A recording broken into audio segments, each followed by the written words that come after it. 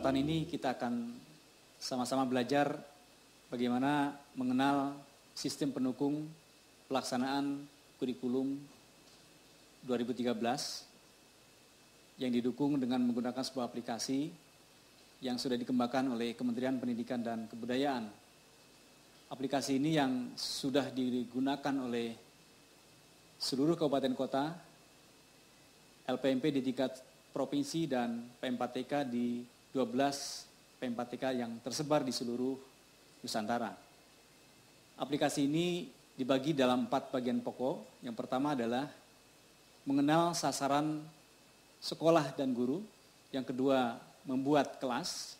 Yang ketiga, pengisian peserta. Dan terakhir, pengelolaan dan pelaporan diklat kurikulum 2013. Pertama kita mulai dengan mengenal sekolah dan guru sasaran diklat 2013 di tahun 2014 ini. Yang perlu Bapak Ibu sama-sama pahami bahwasanya diklat yang akan kita laksanakan di tahun 2014 merupakan lanjutan dari diklat yang sudah dilakukan di tahun 2013 kemarin. Bahwa tahun 2013 kita sudah melaksanakan diklat sebanyak 5% sekolah yang tersebar di 295 kabupaten kota dengan guru yang ada di seluruh masing-masing sekolah tersebut terpilih seluruhnya. Kemudian target dari tahun 2014 ini bahwa seluruh sekolah di tingkatan SD, SMP, SMA, dan SMK akan dilakukan diklat yang diperkirakan akan mendiklat sebanyak 1.268.000 lebih. Kalau kita bandingkan dengan jumlah sekolah yang ada, bahwa anggaran yang kita miliki sebanyak 1,2 juta ini apakah cukup untuk melaksanakan diklat untuk seluruh guru atau kurang atau kondisinya seperti apa. Saya akan coba bandingkan bahwa jumlah sekolah yang ada di seluruh Nusantara ini dibagi berdasarkan jenjang SD, SMP, SMA, dan SMK. Kalau seandainya kita petakan setiap mapel kelas, 1 orang guru terwakili di masing-masing sekolah. Sebagai contoh, seandainya ada 2 orang guru di kelas 2 di satu sekolah, maka seandainya kita undang 1 orang, maka yang terjadi adalah kita membutuhkan 1.600.000 lebih anggaran yang harus kita sediakan untuk pelaksanaan diklat ini. Sementara yang bisa kita akomodir adalah sebanyak 1,2 juta guru yang nanti akan melaksanakan diklat di tahun 2013 ini. Sumber data awal yang menjadi target sasaran kurikulum tidak lepas dari database NUPTK yang merupakan data yang sudah terhimpun sejak tahun 2005, diupdate di akhir tahun 2013, menghasilkan 2,9 juta guru dengan 1,7 juta merupakan calon sasaran implementasi 2014. Setiap individu guru memiliki tugas mengajar dan tempat diklat dan kelas mengajar yang sudah terpetakan di dalam database ini. Dengan masing-masing individu guru bisa kita lihat profil dari seorang guru sehingga menentukan calon sasaran diklat bisa dipetakan berapa banyak mata pelajaran guru kelas 1 SD, 2, dan seterusnya. Implementasi tahun 2014 ini melibatkan 3 unsur penting. Yang pertama adalah narasumber nasional yang merupakan penggerak dari tersampaikannya materi yang nanti akan disampaikan sampai tingkatan guru sasaran. Narasumber ini akan mendiklat kurang lebih 23.000 instruktur nasional di seluruh Nusantara yang terbagi di beberapa region. Yang kemudian instruktur tadi yang sudah mendapatkan materi dari narasumber tersebut akan mengimbaskan kembali kepada guru-guru sasaran di setiap TPK yang sudah ditentukan oleh dinas kabupaten kota masing-masing. Mengingat bahwasanya peserta diklat tidak diinapkan, maka dibutuhkan satu strategi agar peserta diklat mampu dan bisa serta memungkinkan untuk bisa tidak diinapkan. Sehingga diperlukan sebuah strategi bagaimana pengelompokan sekolah berdasarkan kedekatan atau berdasarkan letak geografis yang memungkinkan guru tersebut pulang di sore harinya. Sehingga di dalam pelaksanaan diklat ini muncul satu konsep dinamakan tempat pelatihan kurikulum yang kita singkat sebagai TPK. Tempat pelaksanaan kurikulum ini adalah merupakan perwakilan dari beberapa sekolah di masing-masing klaster sebagai tempat pelaksanaan kurikulum. Strategi penentuan peserta diawali dengan pengelompokan sekolah. Bahwa sekolah-sekolah yang menyebar di sekian banyak lokasi dikelompokkan berdasarkan kelompok-kelompok kecil, tentu didasarkan pada kedekatan sekolah dengan sekolah yang lain.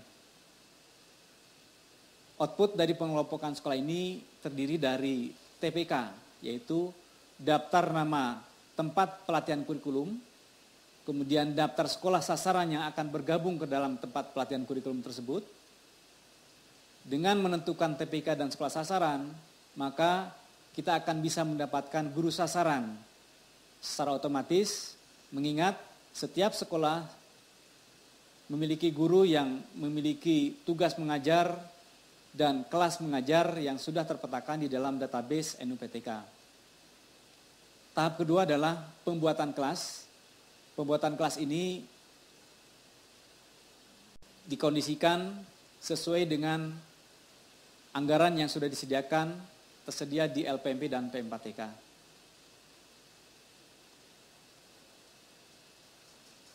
Strategi penentuan peserta ini sampai akhirnya pada tahapan pencetakan sertifikat akan kami jelaskan lebih jauh di bab yang berikutnya.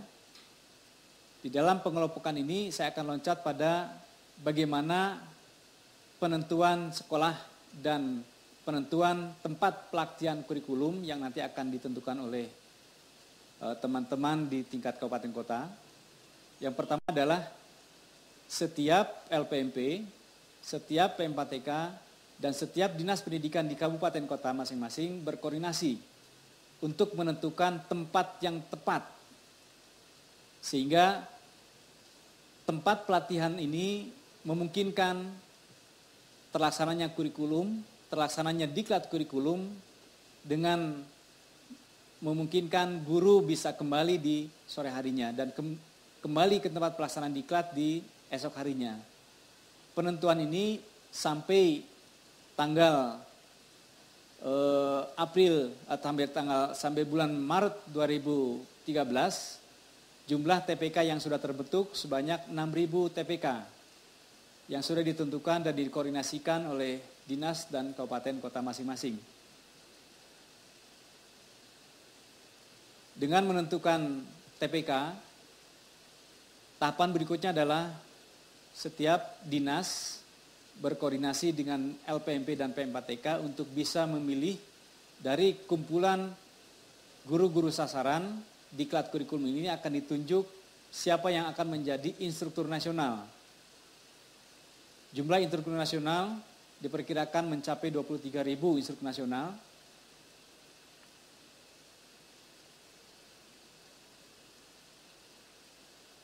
Sekarang akan coba masuk pada bagaimana mengenal informasi sekolah dan mengenal informasi guru sasaran.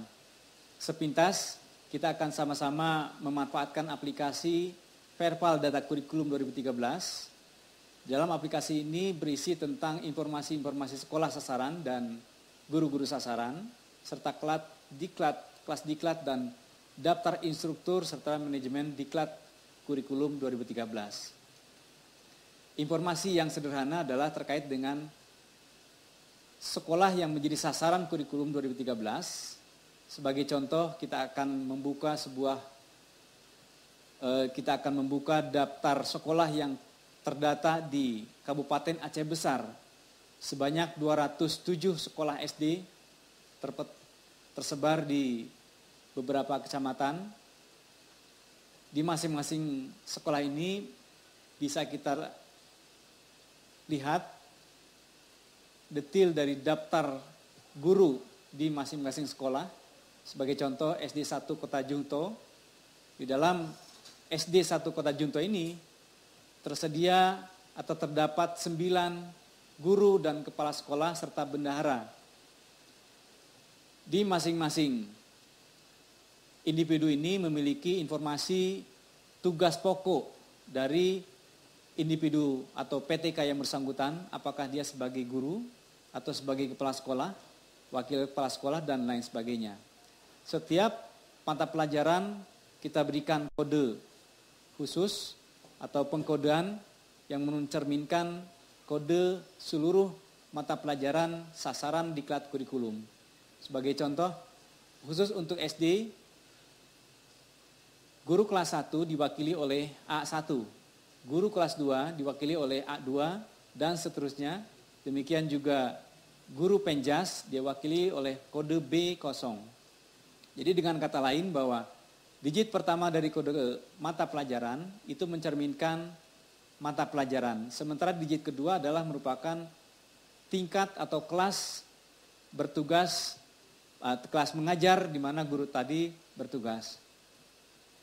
Di samping kiri di sini ada sebuah informasi penting mengenai status dan sasaran guru sasaran yang menjadi target implementasi 2013 ini. Pewarnaan ini masing-masing memiliki arti sendiri-sendiri, di mana warna biru 1 menunjukkan guru sasaran 1. Warna biru 2 adalah merupakan guru sasaran 2. Biru 1 ini menunjukkan bahwa seandainya ada 2 orang guru di satu kelas, contoh di satu kelas di kelas 2 memiliki 2 orang guru, maka yang menjadi pilihan pertama adalah guru sasaran 1 sebanyak 1 orang. Sehingga sisanya akan kita tempatkan sebagai guru sasaran kedua. Seandainya alokasi cukup hanya untuk 1 orang, maka yang akan kita undang adalah guru sasaran pertama. Sebaliknya, seandainya anggaran dan kapasitas diklat masih memungkinkan untuk mengundang guru sasaran kedua, maka tinggal memilih guru sasaran kedua sebagai sasaran tambahan pelaksanaan diklat. Di dalam sasaran diklat ini pun kita berikan tanda siapa guru yang sudah mengikuti PLPG 2013. Mengingat peserta yang sudah diklat PLPG 2013 tidak dijadikan target pelaksanaan diklat kurikulum. Karena pelaksanaan PLPG 2013 pada saat tahun 2013 kemarin, guru yang bersangkutan mendapatkan materi diklat materi kurikulum 2013. Juga demikian, guru-guru yang sudah pernah didiklat di tahun 2013, kita berikan warna coklat yang menandakan bahwa guru tersebut adalah guru yang sudah diklat 2013. Sehingga tidak perlu kita undang kembali sebagai guru sasaran. Namun demikian, guru-guru yang sudah diklat PLPG ataupun diklat 2013 memungkinkan dijadikan sasaran bagi yang akan dicalonkan sebagai instruktur nasional. Sehingga memungkinkan guru yang tadi sudah diklat 2013, baik itu GI atau guru sasaran atau narasumber nasional diikutkan kembali sebagai calon instruktur nasional. Demikian juga pengawas. Daftar pengawas di satu kabupaten bisa kita lihat di dalam data Verpal ini, yang merupakan gambaran dari data Padamu yang sudah dikelola sejak bulan Juni sampai akhir tahun 2013 kita bisa mendapatkan data seperti ini. Setiap individu pengawas memiliki 2 kriteria atau 2 jenis pengawas. Pengawas dibagi 2 jenis. Yang pertama adalah pengawas satuan pendidikan dan pengawas mata pelajaran. Pengawas satuan pendidikan ini, sebagai contoh Pak Muhammad Husin adalah merupakan pengawas satuan pendidikan di tingkat SMP dengan mata pelajaran binaan atau dengan jumlah sekolah binaan sebanyak 8 sekolah SMP. Informasi tambahan bahwa Pak Muhammad Husin pun adalah guru yang background pendidikan S1-nya mata pelajaran sejarah. Sehingga ini akan memudahkan para penyelenggara diklat pada saat akan melaksanakan diklat bagi pengawas. Saat didiklat untuk manajemen pengawas, tentu dia akan didiklat fokus pada manajemen pengawas satuan pendidikan. Tapi pada saat didiklat untuk kebutuhan mata pelajaran, maka yang akan didiklat Pak Husin ini akan didiklat dengan mata pelajaran sejarah di tingkat SMP. Tempat pelatihan kurikulum. Tempat pelatihan kurikulum ini sebelumnya ditentukan oleh kabupaten kota. Sebagai contoh, di Kabupaten Aceh Besar untuk tingkat SD sudah ditentukan sebanyak 7 tempat pelatihan kurikulum. Yang masing-masing tempat pelatihan kurikulum ini memiliki jumlah sasaran sekolah sebanyak 34 untuk belang bintang. Kemudian sebagai contoh, SD 1 Kota Junto memiliki sekolah sasaran sebanyak 30 sekolah. Dengan daftar sekolah bisa kita lihat, daftar sekolah sasaran di sekolah Junto tadi, sekolah Sibre, sebanyak 33 sekolah sasaran dengan daftar nama sekolahnya tertera di samping kanan ini. Seluruh sekolah ini termasuk guru-gurunya akan dibina, akan dilakukan pelatihan di satu tempat terwakili oleh SD 1 Sibre. Untuk mengenal siapa saja guru yang